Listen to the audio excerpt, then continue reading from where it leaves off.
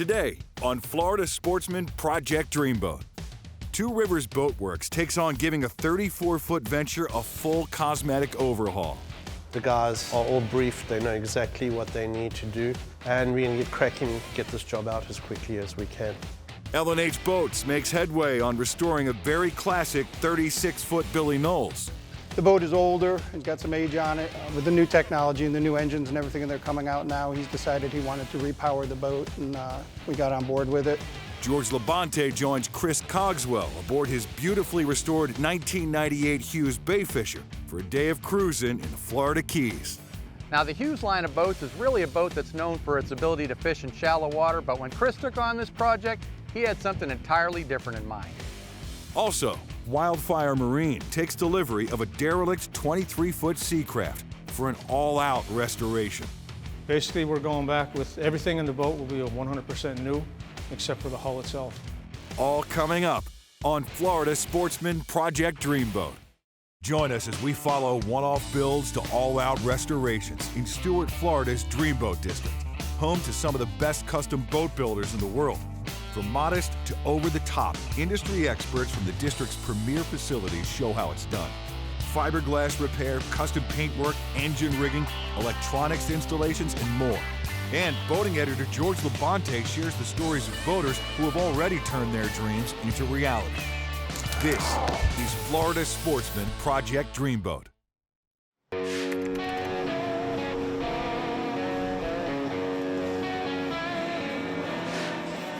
So basically, our workload is pretty hectic at the moment. We've taken on a couple of big projects. We've just got a Venture 34 in that needs a hull side respray. The owner, Bob Schmollinger, has chosen a really beautiful color. It's called Speed Blue. It's quite a challenging color to paint because it's a metallic. Basically, at Two Rivers, we're really wanting to do a lot of customizing, and face it, everybody wants to customize, whether it's their boat, their car, or whatever. So we're going to get the boat in the shop. The guys are all briefed, they know exactly what they need to do, and we're going to get cracking, get this job out as quickly as we can. My name is Bob Schmollinger. I'm the owner of a 34-foot Venture center console, and I keep the boat in New Jersey 8 months of the year and 4 months here in Stuart and Palm Beach. Up north, we go to the canyons, which is approximately 60-70 mile trip, and we've done well. We've caught a big eye tuna, 175 pounds, white marlin, even a blue marlin on that boat. I'm retired, so I have 12 months a year to fish. And so in 2017, I repowered it, but after 13 years of wear and tear, the boat couldn't be touched up. So I figured this was a good time to repaint the boat as well. When we got the Venture 34 in, it's actually in great condition. Bob does a fantastic job looking after his boat. Bob's going to keep us on our toes to make sure that that boat comes out 110%. So what we're going to do is we're going to get everybody together, get them to bag the boat, make sure that we're not going to get anything dirty, we shouldn't get dirty. Get everybody on it, get it standard, get it fed, and get it painted.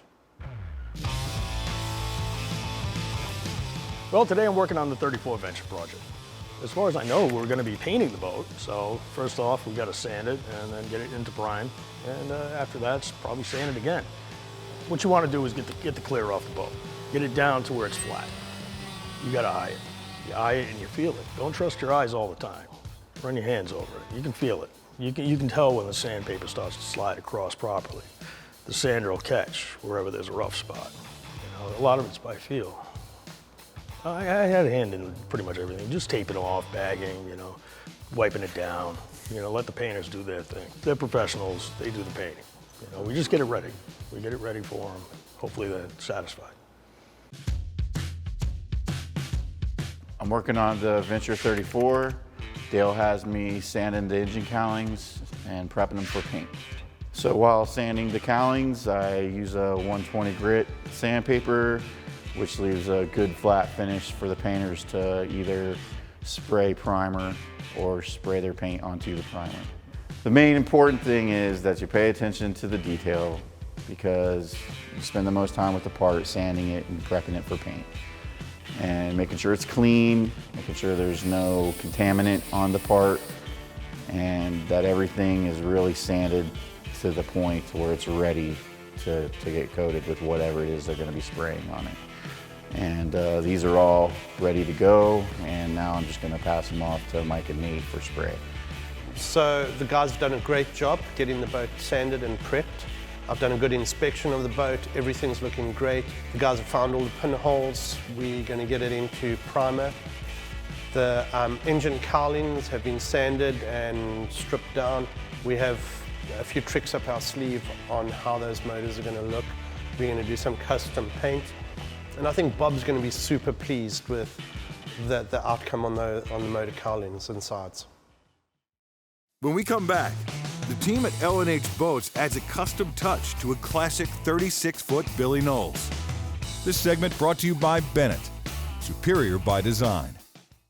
50 years ago, Bennett Marine changed boating forever, inventing the trim tab, helping boaters get on plane faster, reduce bow rise, correct listing, improve efficiency, and increase performance. Over 1 million systems later, worldwide, we offer durable and dependable trim tabs and hatch lifters for all boat sizes. Your only source for both hydraulic and electric systems.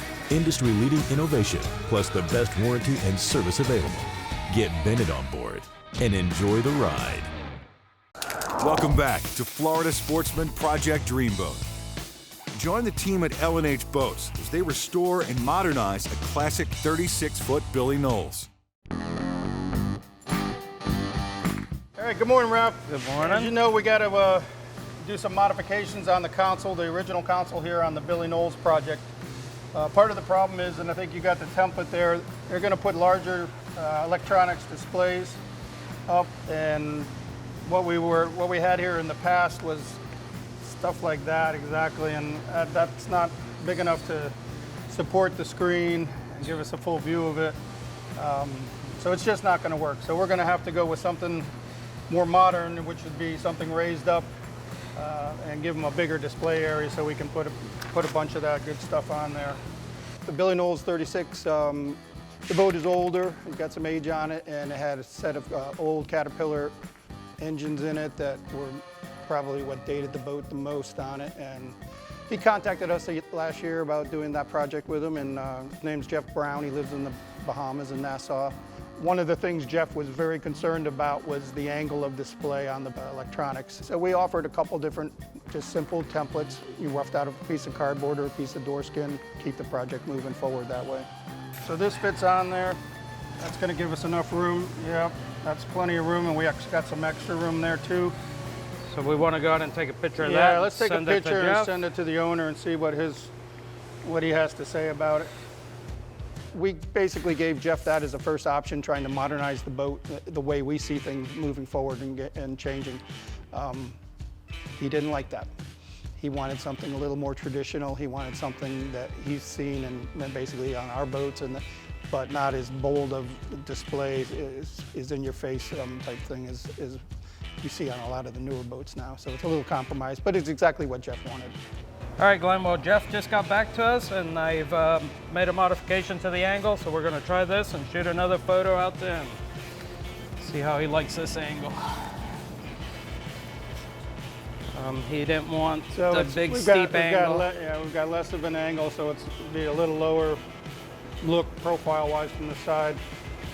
I guess it's still relatively easy to get to and touch. And he could still fit the large screen.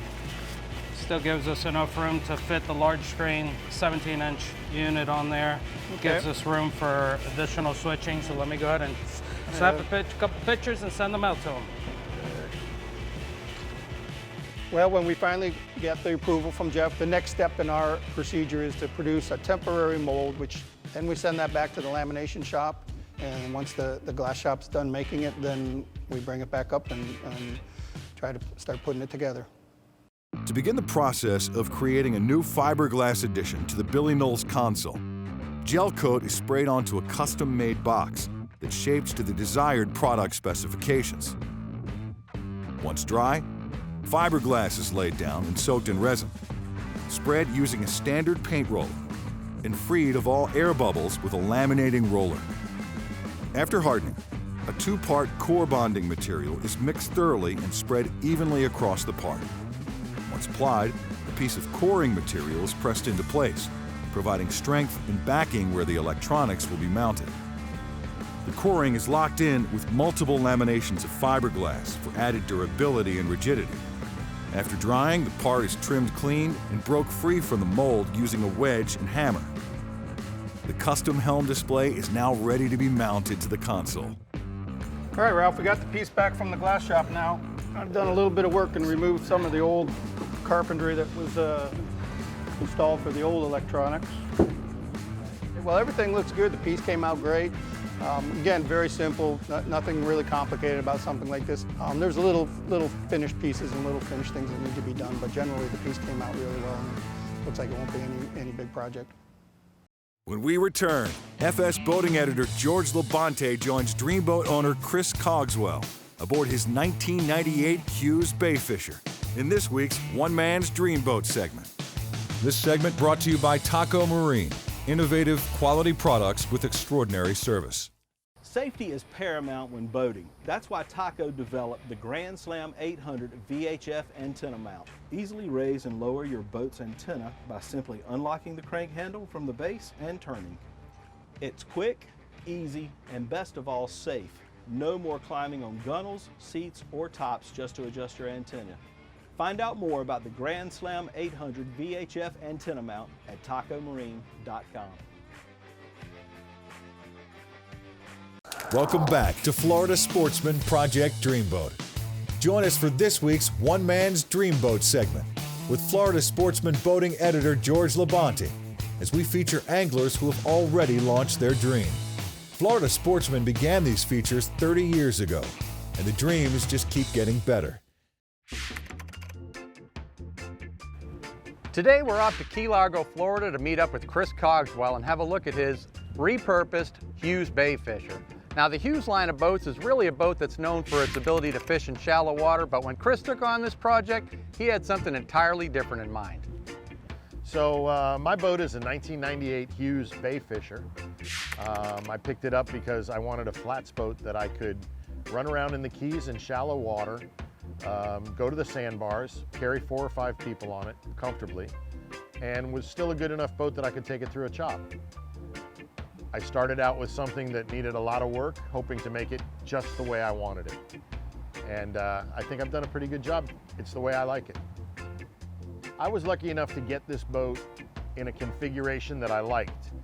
When I went and found this boat, it was old, it had been fished enormously in tournaments, and it had had a lot of repairs done that weren't working out. Now Chris's occupation as a general contractor keeps him really busy, and this isn't his first project. One of the things that he quickly came to realize is he does not have the time to tackle a lot of these projects on his own, but he is good at delegating authority and assigning tasks to the various professionals that he needs, and that's exactly what he decided to do when he went to take on this project. I was able to take it, get involved with a couple of people who are boat builders and many different businesses, and each one specialized in something that they could do for me. By the time I was finished, I had a boat with a solid teak deck, which is unheard of on a flats boat. I had a beautiful green paint job, which now as we see boats, that's the color everybody's buying them in. And I had a great power situation where I was still a 2-stroke, but it was plenty of power for the boat, gets good fuel economy, and runs great. We concentrated on things that made it comfortable for the way that I like to run. You'd laugh, but my live well usually either has a cooler in it or lobsters if we're out bully netting. It rarely has anything live that you could fish with. But the stereo is plentiful, and you know, those are the things that were important to me when we get there. I got everything that I wanted out of something that I started with and saw where it could end up. I created what I liked, and now I'm happy with it. Gets a lot of attention, and more than that, it's a lot of fun. And it's been on the water for 2 years. It took me over 2 years to build it. Maybe some of that was due to delays caused by some of the people that I chose to use, but primarily it was because As you plan things out, it takes time to produce them. So it took a long time to get the teak deck to look that way, and then to get the motor done and rewire everything. So one of the things that we find important about living in the Miami or the Keys area is we've got all this water and this beautiful land that we can take advantage of. We need to get out there and enjoy it any way we can. Sometimes you fish, sometimes you're just out there pleasure boating. In Chris's previous boating experience, he's collected a group of friends here that really enjoy traveling from place to place in the water, whether it's sandbar hopping, going to a lunch spot or a watering hole, just various route-to-route spots all over South Florida and the Keys. Now, what started out as one guy taking a bunch of people out on a poker run type of cruise has turned into a group of people, and actually a collection of people that actually meet regularly on the weekends to do these trips all over South Florida and the Keys. So we started all this stuff because a friend of mine, whose name is Shorty, has a flats boat. He gets off work early every afternoon, and what he likes to do is get on the boat and go down and have some dinner in the Keys. It's about a 30-minute run. He's willing to take anybody who wants to go with him. If you got off work and you've got the day to yourself, come on down, have some food, maybe a cocktail, enjoy the music, and we'll go back later, usually catching a spectacular sunset on the way home. We call it the Shorty Run. It's evolved into something where instead of just one boat, we've had as many as 15 flats boats running back and forth doing this in an afternoon. Well, today was a pretty typical day. We took about an hour run into the Keys, had lunch with some great people. We actually got some fresh fish. It was delicious. We hit 3 restaurants. We heard a little bit of music in one of them. We're back at the Caribbean Club now, finishing things up, and I've got one more stop to make on the way home. I'll be in just before sunset, sitting out there outside the channel watching the sun go down. Now for me, a person who's used to fishing on a boat all the time, I kind of approached this day with a little bit of trepidation without having a rod in my hand. But at the end of the day, I'd spent an enjoyable day on the boat, actually something I never imagined having so much fun doing. And it turns out that Chris got exactly the boat he wanted, and I totally understand why he built this boat. It came out great. After an initial investment of $3,000 and spending $17,000 on repairs and custom modifications, the cost of Chris's Dreamboat comes to a total of $20,000. When we return, Wildfire Marine begins restoration and customization work on a worn-down 23-foot Seacraft. This segment brought to you by Suzuki Marine, the ultimate outboard motor.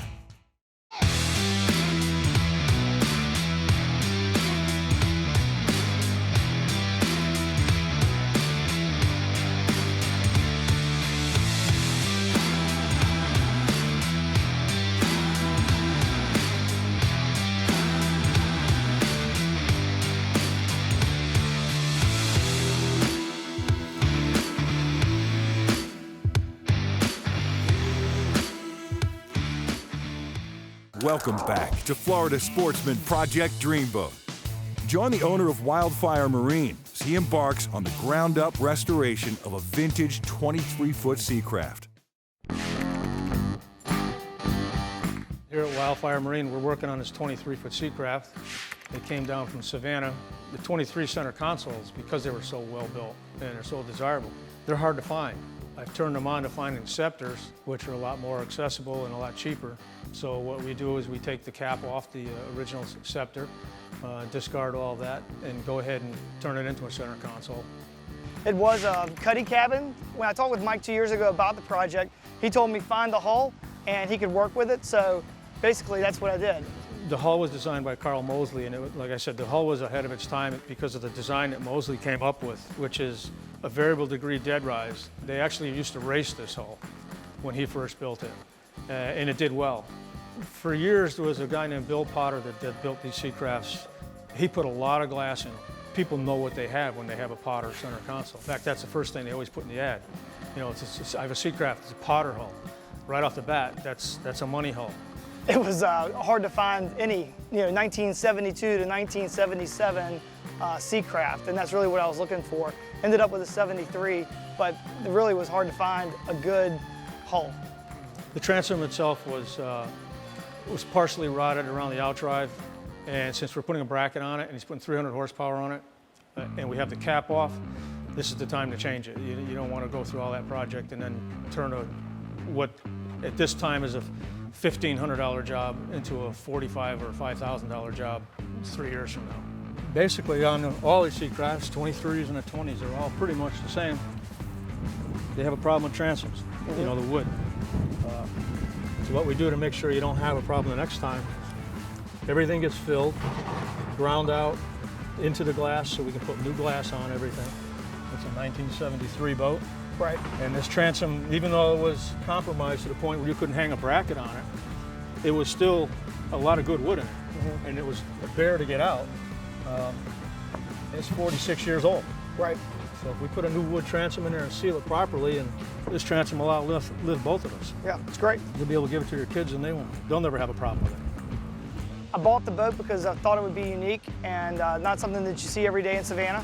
So it's been a long process, but Mike has assured me that within 90 days that we're going to get this project complete. So Mike, tell me about the floor. The new floor is going to be raised about 1 inch higher than what it was before. One problem with Seacrafts is that the floors were built really close to the water level. Right. And all of these boats were designed back in 1968. The biggest motors you could buy back then were 150 Merc Black Maxes that weighed 350 pounds. Now everybody's hanging, including you, we're hanging a 4-stroke on it that weighs close to 600 pounds. Right. So we need to raise the floors just a little bit so that they self-bail. Right.